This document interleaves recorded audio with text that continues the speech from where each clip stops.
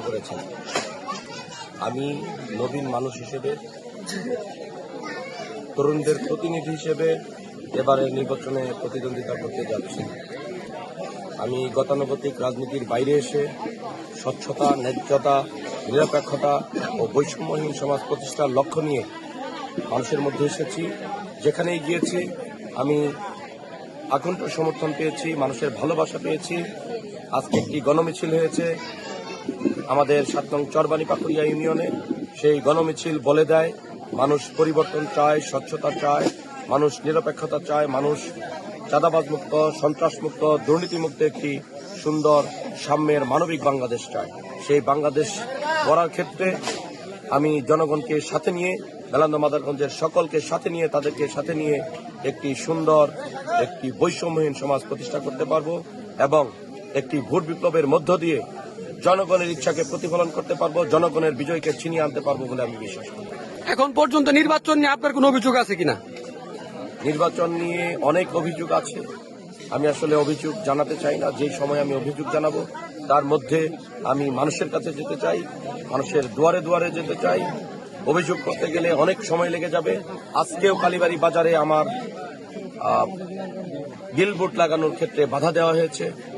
আমার মিলন বাজারে মাইক আটকে দেওয়ার চেষ্টা করা হয়েছিল, বাঁধের মাথায় মাইক আটকে দেওয়ার চেষ্টা করা হয়েছিল।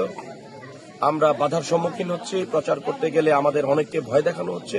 আমার অনেক সহযোদ্ধা সহকর্মীদেরকে মামলার ভয় দেখানো হচ্ছে। অনেকজনকে চাপ প্রয়োগ করা হচ্ছে। বলা হচ্ছে আমরা একটা ভোট পেলেও এমপি হব, পরবর্তীতে তোমাদেরকে দেখে নিব। এই সমস্ত হুমকি, এই সমস্ত ভয় তারা দেখিয়ে যাচ্ছেন। আমি মনে করি মেলান্দহ মাদারগঞ্জের মানুষ জেগে উঠেছে। তাদের এই সমস্ত ভয়, এই সমস্ত ভীতিতে তারা ঘরে বসে থাকবে না। তাদের ন্যায্যতা অধিকার ফিরিয়ে আনার জন্য, একটি বৈষম্যহীন সমাজ প্রতিষ্ঠার জন্য অবশ্যই তারা আমার পাশে এসে দাঁড়াবে, কাপ-পিরিচের পাশে এসে দাঁড়াবে এবং তারা তাদের পছন্দের প্রার্থীকে ভোট দিয়ে আগামী দিনে পার্লামেন্টে পাঠাবে বলে আমি বিশ্বাস করি। একজন প্রার্থী হিসেবে আপনি কেমন নির্বাচন আশা করতেছেন? অবশ্যই আমি একটি নিরপেক্ষ নির্বাচন আশা করি, একটি স্বচ্ছ নির্বাচন আশা করি। দীর্ঘদিন পর একটি নির্বাচন অনুষ্ঠিত হতে যাচ্ছে। মানুষ তাদের ভোট হাসি মুখে দিতে চায়। তারা একটি স্বচ্ছ, নিরপেক্ষ, দুর্নীতিহীন ব্যক্তিকে নির্বাচিত করতে চায়। আমি চাই আনন্দঘন মুহূর্তে যেন প্রত্যেকটা মানুষ তাদের ভোটাধিকার প্রয়োগ করে তাদের পছন্দের প্রার্থীকেই নির্বাচিত করতে পারে, যে মানুষের হয়ে কাজ করবে, যে জনগণের হয়ে কাজ করবে, যে 20 কোটি মানুষের পক্ষে কাজ করবে। বা এলাকার উন্নয়নে আপনার ভূমিকা কি থাকতে পারে? আমি আমার পরিবার, মানুষের পাশে অতীত থেকেই ছিলাম। মসজিদ, মাদ্রাসা, এতিমখানা, রাস্তাঘাট, গরিব মানুষের পাশে দাঁড়ানো, এই কাজগুলো দীর্ঘদিন যাবৎ আমরা করে আসতেছি।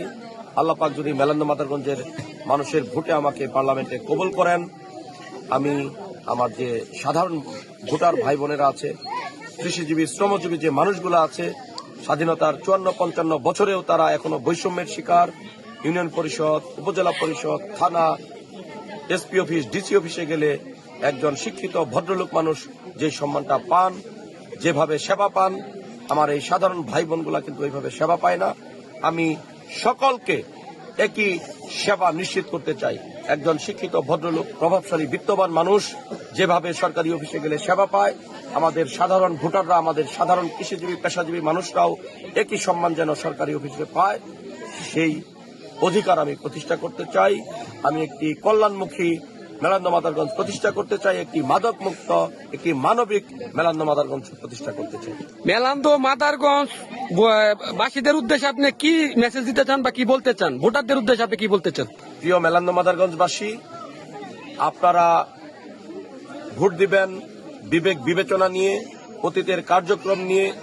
যারা সমাজের পক্ষে অবস্থান নিয়েছিলেন, যারা সমাজের মানুষের জন্য অবদান রেখেছেন, যারা মানুষের জন্য কাজ করতে চান, যারা পরিবর্তনের পক্ষে রায় দিতে চান, যারা মানুষের অধিকার আদায় আন্দোলনে কাজ করতে চান, যারা দুর্নীতি, সন্ত্রাস রুখে দিতে চান, যারা চাঁদাবাজি রুখে দিতে চান, মামলাবাজি রুখে দিতে চান, এমন একজন মানুষকে আপনারা নির্বাচিত করবেন, যেন নির্বাচিত হওয়ার পরে এই 54-55 বছরে যারা নির্বাচিত হয়েছে, নির্বাচিত হয়ে আপনাদেরকে ছেড়ে গিয়েছে, এমন প্রার্থীকে ভোট দিয়ে আপনারা নির্বাচিত করবেন যেন আপনাদের পাশে থেকে